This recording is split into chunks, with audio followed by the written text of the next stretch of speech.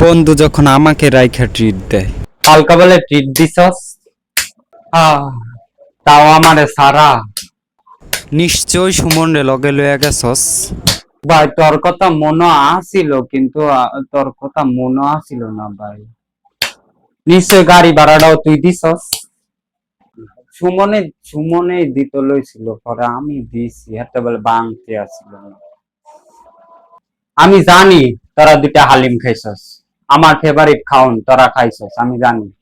সুমনে কইছিল তোর লাইগা লই আইতাম হালিম, পরে খায়া লাইছি।